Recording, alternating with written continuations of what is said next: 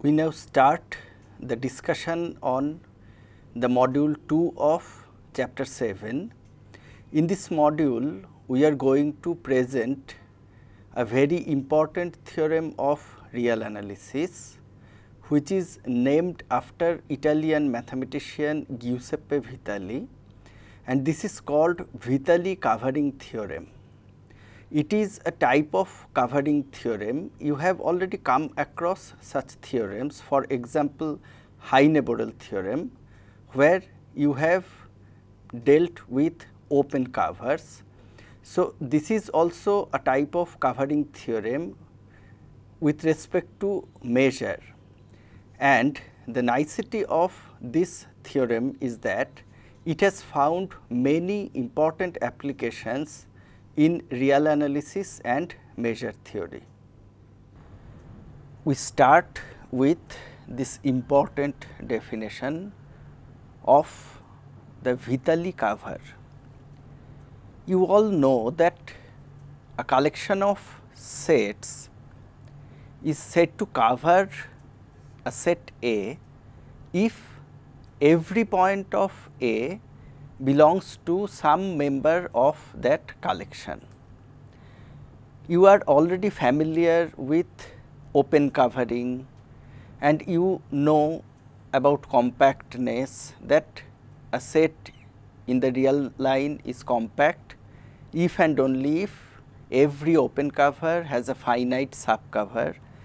So, here also we are looking at certain types of cover, but here we are looking at the cover from the point of view of measure theory. So, the formal definition is like this: let A subset of R, let V be a family of closed intervals where none of the intervals consist of a single point. That is, we are only considering non-degenerate closed intervals, that is closed intervals which have positive length.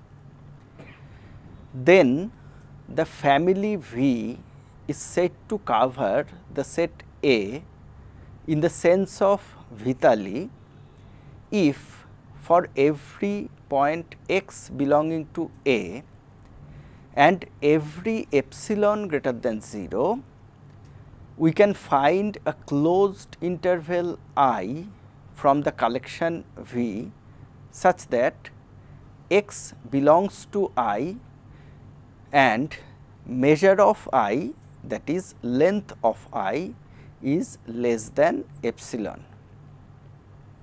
If you consider all closed intervals with say rational endpoints, then see that these closed intervals form a cover of any set A in the sense of Vitali.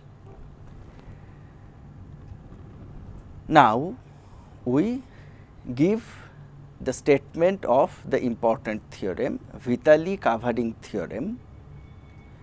Let a set A be bounded and be covered by a family V of closed intervals in the sense of Vitali. Then it is possible to select a finite or a denumerable family of closed intervals I k from the collection V such that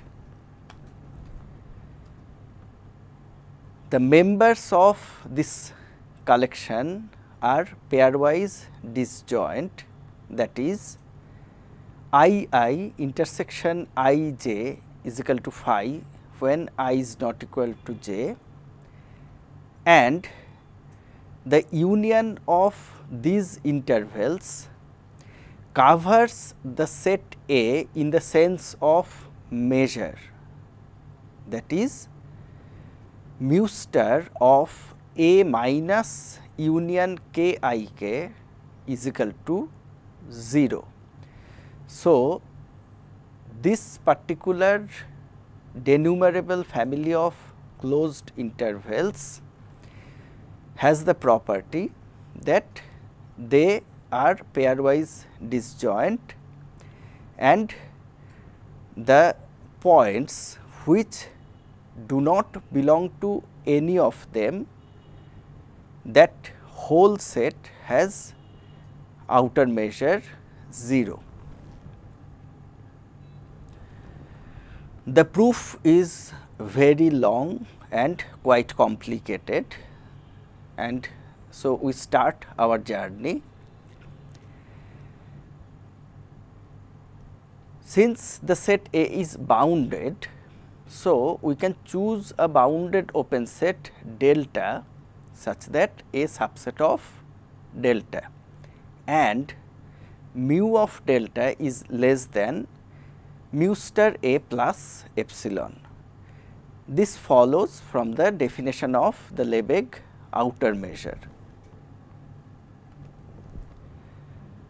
Now, what we do is that we remove from the whole collection V the larger members, that is all those intervals which are not contained entirely within delta. Observe that since delta is an open set and A is subset of delta, so every point x belonging to A also belongs to delta, and consequently there is an open interval, say x minus epsilon to x plus epsilon, which is already contained in delta. And since the members of V have as small length as we like, so there are many members of V still which are contained in that interval x minus delta to x plus delta, and so they are entirely contained within the open set delta. So, the remaining collection of closed intervals, which we denote by V0, clearly covers the set A again in the sense of Vitali, because we have only deleted the larger intervals. Choose a particular closed interval, say I1 from this collection. If A is subset of I1, then the proof is finished. Otherwise, we select the intervals successively in this way. Suppose that the intervals I1, I2, In have been selected and they are mutually disjoint. Again, if A is subset of union k is equal to 1 to n I k, then the proof is finished. If not, then we have A minus union k equal to 1 to n I k, this is not equal to phi. So, there are points still in the set A which is not covered by this finite number of closed intervals I1, I2, In.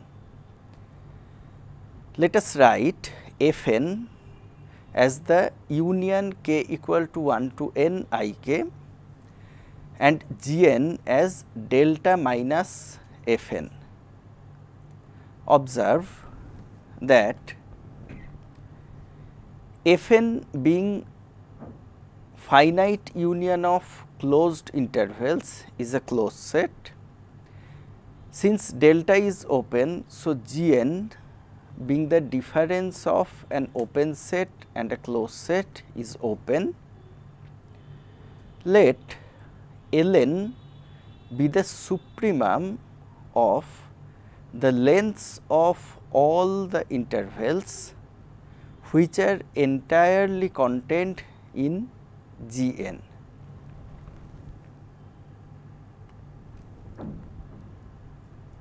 Now, since all such intervals are contained in the bounded open set delta, so this number ln must be finite.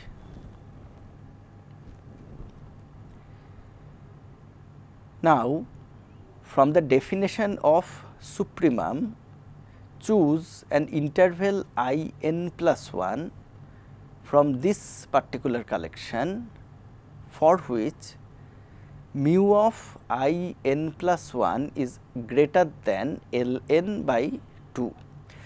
So, the trick is that we have to consider pairwise disjoint intervals, but at the same time we do not want to choose intervals with very small length, so that it cannot cover the set A in the sense of measure. So, we have to choose intervals in such a way so that they remain pairwise disjoint from the earlier intervals, but they still are not that much small. So, this is the amount of measure which we use. Clearly, this interval I n plus 1 is disjoint from the intervals I 1, I 2, I n. Again, if the process stops at finite number of steps, then we get that A is subset of union of all those INs and the proof is finished. Otherwise, the process goes on infinitely and we get a pairwise disjoint sequence of closed intervals I 1, I 2, I n, etc. Let us write S as the union of all these intervals, that is union k equal to 1 to infinity I k. So, we want to show that mu star A minus S equal to 0. Now, we start the proof by constructing closed intervals V k which are concentric with the closed intervals I k, but with 5 times length than the lengths of I k, that is mu of V k is equal to 5 into mu of I k. Now, observe that this sequence of closed intervals I 1, I 2, I 3, I n, this is contained in the bounded open set delta, and so mu of union k is equal to 1 to infinity I k, this is less or equal to mu of delta, which is a finite number. But on the left hand side, using the additivity of Lebesgue measure, or more precisely countable additivity of Lebesgue measure, we have sigma k is equal to 1 to infinity mu of I k, this is less or equal to mu of delta, which is finite, and this shows that the infinite series of positive terms on the left hand side is a convergent infinite series. If we now consider the infinite series sigma k equal to 1 to infinity mu V k, then see that this is equal to sigma k equal to 1 to infinity 5 into mu I k. So, this is 5 times sigma k equal to 1 to infinity mu I k, which is already a finite number. So, the right hand side is again a finite real number. This shows that sigma k equal to 1 to infinity mu V k is also a convergent series of positive real numbers. Now, using the Cauchy criteria of infinite series, we have sigma k equal to I to infinity mu v k. This tends to 0 as I tends to infinity. So, we have sigma k equal to I to infinity mu v k tends to 0 as I tends to infinity, and this is the most important statement, because we shall now show that A minus S is subset of union k equal to I to infinity v k, and if we can show that, then see that mu star of A minus S will be less or equal to sigma k equal to I to infinity mu v k, which in any case tends to 0, and consequently we will have mu star of A minus S equal to 0.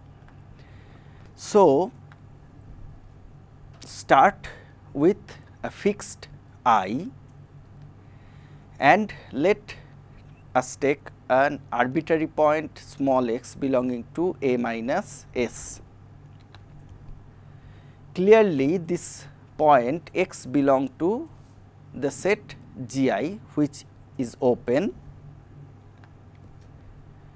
Since x belongs to A and G I is open, so we can find a closed interval J belonging to the collection V 0 such that x belongs to J subset of G I. See that we have already this closed interval J subset of G I. Now, if J is subset of G n for all n, then by the definition of ln, we have mu of J is less or equal to ln, because what is ln? Ln is the supremum of the lengths of all the intervals which are contained in G n. But ln is less or equal to 2 mu I n plus 1. Recall that I n plus 1 was such an interval that mu I n plus 1 is greater than or equal to ln by 2. Now, since sigma k is equal to 1 to infinity L I k is a convergent series of positive numbers, and we know that the general term of a convergent series tends to 0 as n tends to infinity. So, mu I n plus 1 tends to 0, and this implies that we must have mu of J equal to 0. But this is impossible because J has strictly positive length. So, J cannot be subset of G n for all n. In other words, there must exist some positive integer n for which the above does not hold. Clearly, for such a positive integer n, J intersection f n is non-empty, because J is not a subset of G n, and G n and f n are the complement of each other. Let m be the smallest positive integer for which this relation holds. Now, J subset of G I implies that J intersection f I is equal to phi. Since f 1 subset of f 2 subset of f 3, it is an increasing sequence, Therefore, we must have this positive integer m greater than I. Again, from the choice of m, see that J is subset of G m minus 1 and consequently J intersection f m minus 1 should be equal to phi. But J intersection f m is not equal to phi. What is the difference between f m minus 1 and f m? F m minus 1 is the union of the closed intervals I 1 to I m minus 1 and f m is the union of the closed intervals I 1 to I m. So, this shows that we must have J intersection I m not equal to phi. We already have J subset of G m minus 1 and therefore, it follows again from the definition of L m minus 1 that mu of J is less or equal to L m minus 1.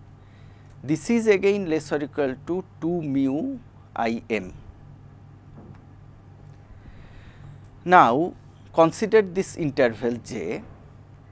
So, this particular interval J has intersection with the interval I m and its length is less or equal to twice the length of the interval I m. Since the intervals V k have been constructed in such a way that V k are concentric with I k and the lengths of V k are 5 times the length of I k. So, we get that J must be subset of V m,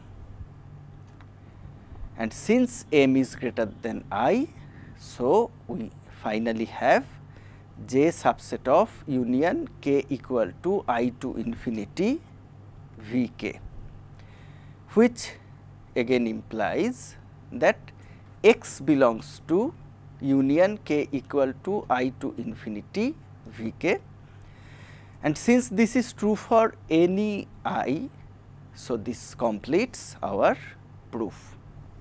So, to summarize, what we did in this module is that we have proved a very important theorem of real analysis, which is named after Italian mathematician Giuseppe Vitali, and this is called Vitali Covering Theorem. The theorem states that if A is a bounded set of real numbers and if V is a collection of closed intervals covering the set A in the sense of Vitali, then I can find a finite or a denumerable collection of pairwise disjoint closed intervals I n such that mu star of A minus union n I n is equal to 0. Now, one of the most useful consequences of this result is that given any arbitrary epsilon greater than 0 as small as we like, we can actually choose finite number of intervals I 1, I 2, I n from this collection such that mu star of A minus union I equal to 1 to n I, this is less than epsilon, and we will see that we can use this observation to prove many more important results in measure theory and in Lebesgue integration. And with this we end this module.